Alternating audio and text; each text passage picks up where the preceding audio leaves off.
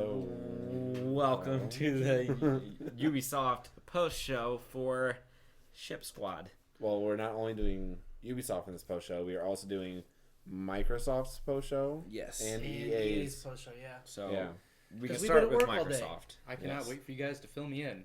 For those of you who don't know, we are the Ship Squad. We are broadcasting to you live right now from the mothership up in space. It's no big deal. We are covering E3. We are all have day jobs though, so we didn't get a chance to do post shows for each press conference throughout the day. So we're gonna do a quick recap now. If I missed anything, guys, help me.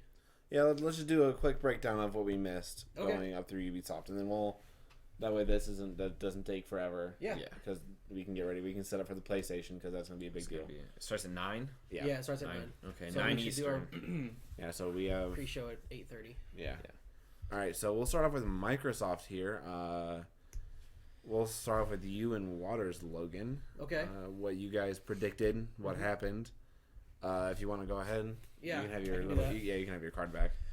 Okay, so for do Microsoft, Waters and I, first prediction was that Gears of War 4, and the Gears of War HD remaster would be announced and revealed. At the very end of the show, they did both of those things.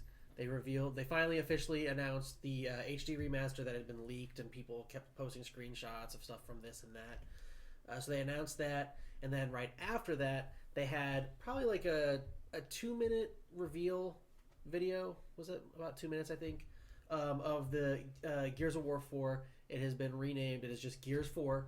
It is Xbox One exclusive, obviously. So we got that one right. And then our other prediction was the Battletoads reboot.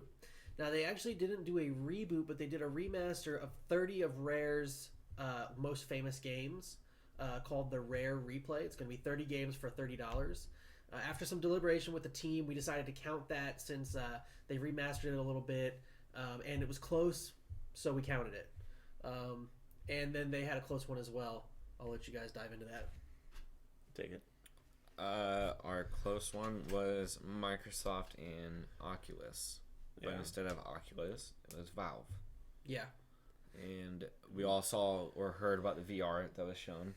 Yeah, that was Or HoloLens. Yes, Yeah. HoloLens. Yeah, there's two different VRs shown. You had Valve, the Valve partnership announcement, Yep. and then you had the HoloLens show With the with Minecraft demo. Minecraft in God mode, which was kind of cool. It was literally It was- mind blowing to watch. Yeah, that was crazy. It truly was mind blowing. Yeah, that's a good way, actually, a good segue here into one of the things I want to talk about real quick was Sure. demonstrating VR, Mm-hmm. and Microsoft I think nailed it. I think that everyone says that it's so hard to demo VR because it's a very individual experience. You have to be there. You have to be holding the controller. You have to have the goggles on. But I think the difference there for Microsoft was that with augmented reality or AR, all they had to do was put that lens on the camera and you could see what they were seeing. Mm-hmm. And that's what really made it simpler because the augmented reality is much more about viewing something rather than interacting with it. Yeah, And I think that made it a little bit easier on them. But it was still, honest to God, if you haven't seen it yet, go on YouTube and look up Microsoft's. I'm from Boston. I'm from Boston. Look up Microsoft's E3 2015 Minecraft demo with HoloLens after the show. I'm telling you, it will blow you away. It was really something special. yeah, it was really cool because you got to interact. They interacted with it. They really did. There was like a lot, like you could rotate things, you could lift up the ground and see what's underneath. And on stage they had one person with the HoloLens in God mode, and they had another person with a controller playing in that person's world.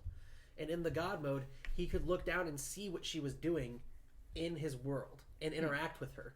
And actually, she set up some TNT boxes, and by focusing his sight on the TNT boxes, and then I think he said lightning, and then it shot down a bolt of lightning on those boxes and it ignited him. I mean, it was literally mind blowing. It was nuts. That's awesome. Yeah, that Microsoft deal was crazy. It was. It really was. Our other prediction was my prediction. It was a Halo 5 on.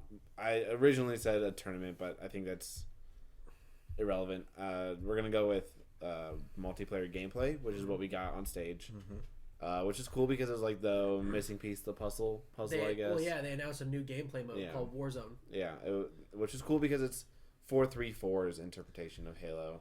3-4-3. There you go. There you go. I always want. I don't know. It's okay. Yeah. Either way. So what's Warzone? It looked kind of. I don't want to say a horde mode. Okay. But it looked like a team-based multiplayer. Okay. Where you also are fighting against NPC, like AI-controlled enemies as well. Titanfall. It was very interesting. It was almost it.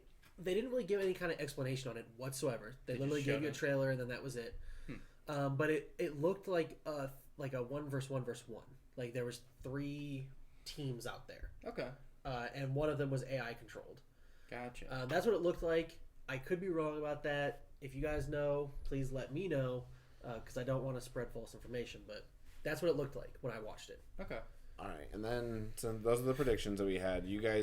We both got 2 points for Microsoft, and that made the score something. The score after that was 4-3 4-3 in favor of You the guys. fun team. Yes. Yeah. And then to kind of wrap up this Microsoft deal, I want to talk about the big announcement Microsoft had was their backwards compatibility. Yes. That's a big fucking deal. That. Do you mind if I Go for it. Okay. Go for it. Please, anybody. If you follow me on Twitter, I tweeted something after I watched the Microsoft press conference, and what I said was, it's going to be very hard for Sony to follow up on that without hurting themselves. Yeah.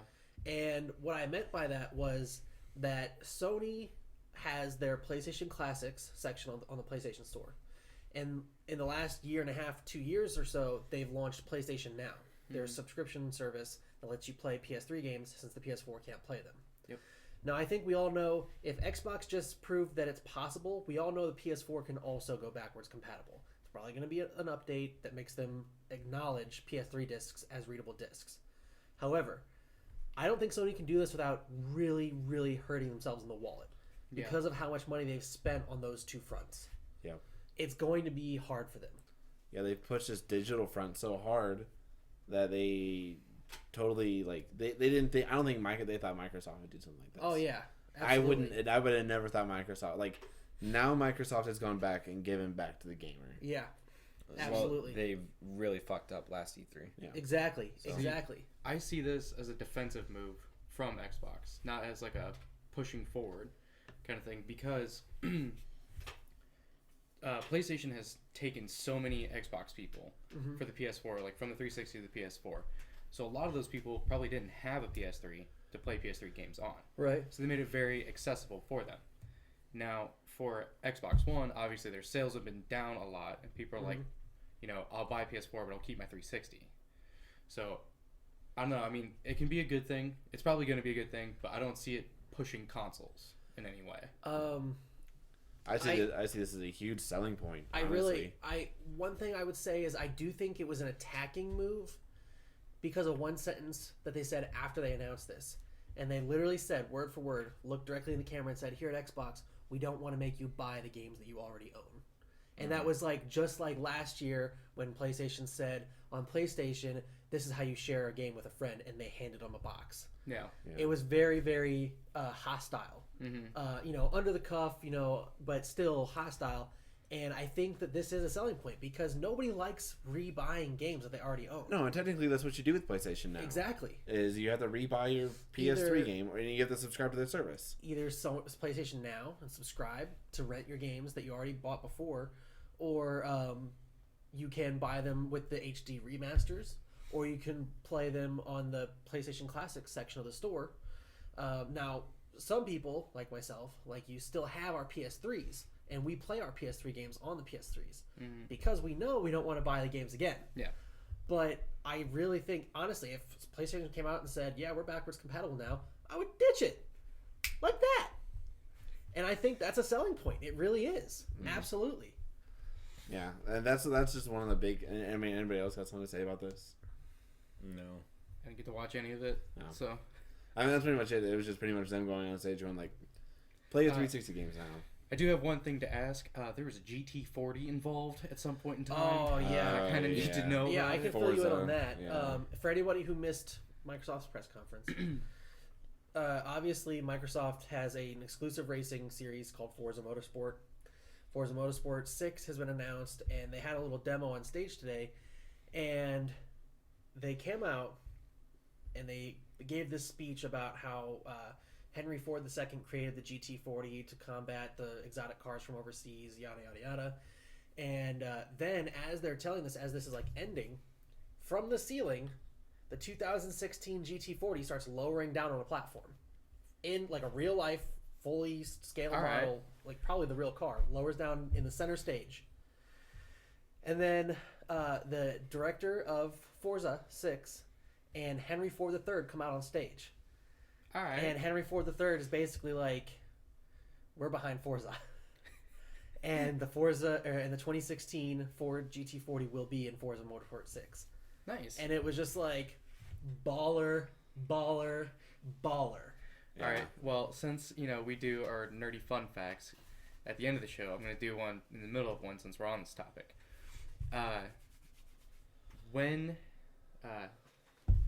Enzo Ferrari came to Ford and said, "I want to buy the company," essentially, and he was like, "All right, whatever." They were hard on money, blah blah blah, and they got all the way to the point of literally it was a signature on the paper, and Ford would have been Ferrari's, and Ferrari looked at him and goes, "Never mind," and was like, "All right." So they went to the lab and built the GT40, literally to beat Ferrari. That was the reasoning behind it. It's a sexy car. It is. Love it. Yeah, I'm expecting Polyphony, Sony's, I guess, whoever runs Forza's. Who does Forza's? I don't even know. Who makes Forza? Yeah, I don't remember the development team. Yeah, either way, Polyphony does all the Gran Turismos. I'm assuming they're going to be here. I'm gonna go ahead and say it. That they're gonna announce on their GT.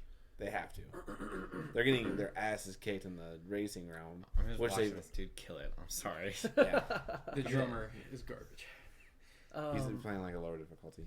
I think. I think they all are. Yeah, I think I think Polyphony's got to do something. Sony has to do something. I think they're gonna hold that till Gamescom. They're not gonna be at Gamescom. Oh, they're not going to Gamescom this year. Yeah, They might announce it on stage then. yeah. Because I was Bring this out whole a time I was thinking they would hold fucking that GTR. for the European audience, but yeah, they might actually do it. Yeah. Never mind. They- I retract that statement. They're gonna do one better. They're gonna. Oh, it came from the ceiling. If you look behind you and see the car just fucking ripping down. Ramp off. Then all the side walls drop out and you're actually outside. There's just like 8. Just racing around the Yeah. audience. It's gonna come drifting to a stop, and as it's like about to stop, Hideo Kojima's gonna walk out of it and be like, "Hey." And on that note, on to EA.